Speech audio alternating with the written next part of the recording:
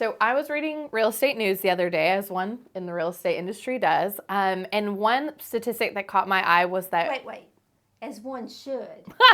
Should. True. Yeah, keep going. And there was a stat that caught my eye that said that inventory from this time this year compared to inventory in the same time, but in 2019, is actually down 50%, which is a lot.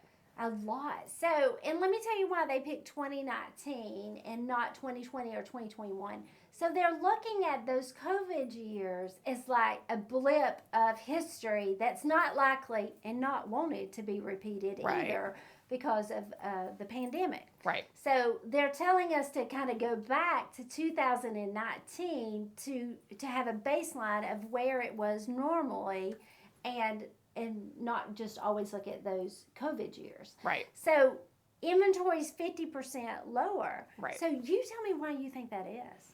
I mean, it's definitely, I think there's so many people who took advantage of all that the pandemic unicorn years had to offer when it came to buying and selling a house. And so they've got these historically low interest rates and they're afraid to make moves. Yeah, because you're talking about we had never seen interest rates that low. Right. And honestly, I know this is going to make some people mad. We never want to see them that low again because it was a horrible time for a lot of people.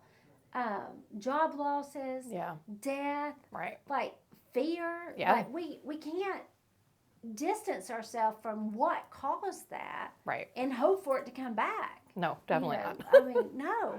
So what...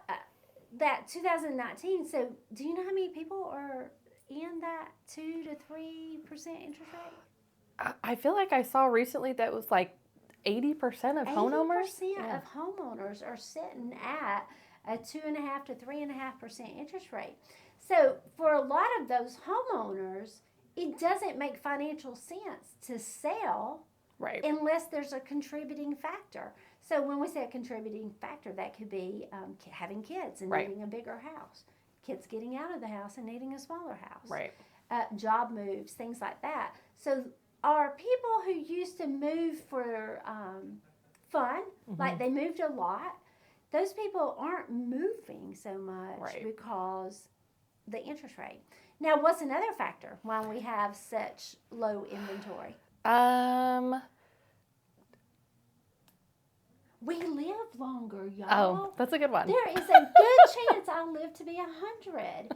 And we stay in our houses longer. Like, we have family members who are in their 80s and they're living at home where used to, you didn't make it to 80. It was rare. And if you did, you sure weren't living at home alone. So, like, we've got this population who is totally living longer and living at home.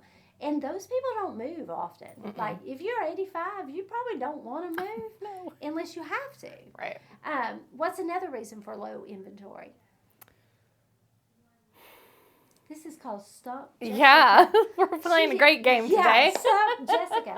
So another reason for low inventory would be that construction during the housing crisis stopped.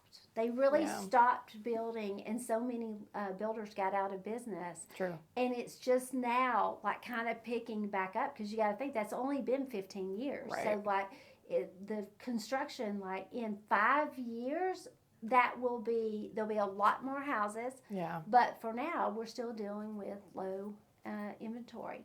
Now, if you're a seller, what does low inventory mean for you? It means it's still competitive out there.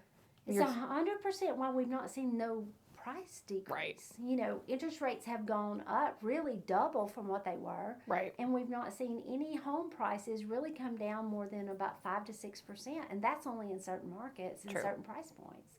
So for sellers, if you're thinking about selling, it's a plus. True. It's a huge plus. Now, if you're a buyer, what does that mean for you? That means you have to be prepared to, when you find a home, make moves really quickly and to be really competitive in your terms. Yeah, because there's just not as many houses, and if there's still a good amount of competition, but thankfully it's not where we're having to make multiple offers or over asking. Right. Because one person is no longer buying houses. Who's no longer buying houses? The iBuyer, investor buyers, have kind of slowed way back. We're not seeing those people come in and buy up and pay cash because they weren't using like their cash. They were using hedge fund money Right. and buying up large amounts of houses. So that has really helped buyers too. So there's a lot to this. There is. And if you are a seller, you want to think, ooh, it could be like a window. True. Because when new construction really picks up in Bartow County, most people would prefer a new construction house Yep. to a used house, except for the lot size. True. The lot sizes can be different, but I just heard in our area there's possibly a new construction subdivision coming, and they're looking at 3-acre lots. Oh, wow. That'd be exciting. That would be That'd exciting. be exciting. So I don't know what the house is going to look like. Right. It might be Not exciting. not exciting, but it would be nice to have some houses on bigger lots again. True. So if you are a seller and you're thinking, do I want to do this now? Listen, just have a conversation with us and get all the facts so that you can make that decision.